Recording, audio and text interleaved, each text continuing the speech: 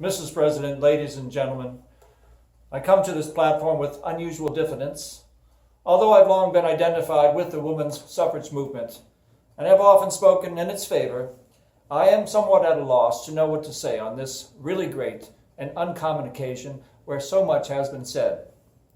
When I look around this assembly and see the many able and eloquent women ready to speak, I do not feel like taking up more than a very small space of your time and attention, and shall not. I would not even now presume to speak, but for the circumstance of my early connection with the cause, and of having been called upon by one whose voice in this council we all gladly obey.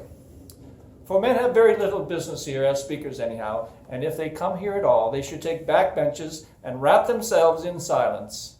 For this is an international council, not of men, but of women, and woman should have all the say in it. I believe no man, however gifted with thought and speech, can voice the wrongs and present the demands of women with the skill and effect, the power and authority of woman herself. Her right to be and to do is as full, complete, and perfect as the right of any man on earth. There is not one reason which one can urge in support of man's claim to vote which does not equally support the right of woman to vote.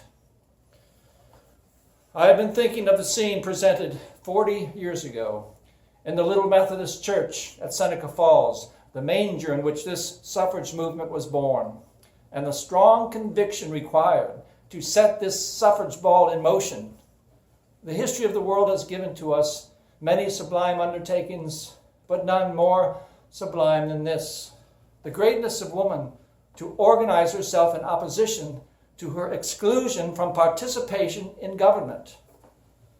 Men took for granted that everything in woman's life was supposed to be lovely, just as it should be. She had no rights denied, no wrongs to redress. Her wrongs, if she had any, were too light to be felt. It required a daring voice and a determined hand to call the nation to account for the rights and opportunities of which it was depriving her.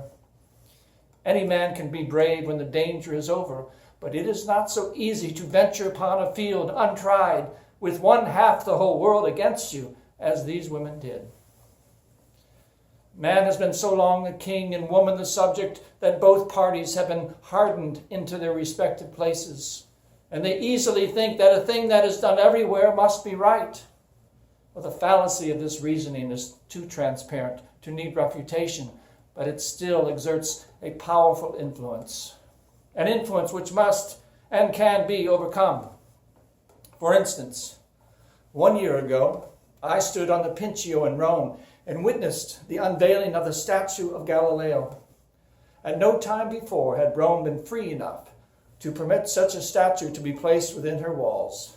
It is now there, not with the approval of the Vatican. No priest took part in the ceremonies, but the great truths of the solar system were not angry at the sight. And the same will be true when woman shall be clothed in all the rights of American citizenship. I close in saying that the benefits accruing for the equal rights of woman are not limited to women only. They will be shared by every effort to promote the progress of mankind everywhere and in all ages. When a great truth once gets abroad in the world, no power on earth can suppress it. Such a truth is woman's right to equal liberty with man. She was born with it. It is inscribed upon all the powers and faculties of her soul, and no custom or law can ever destroy it.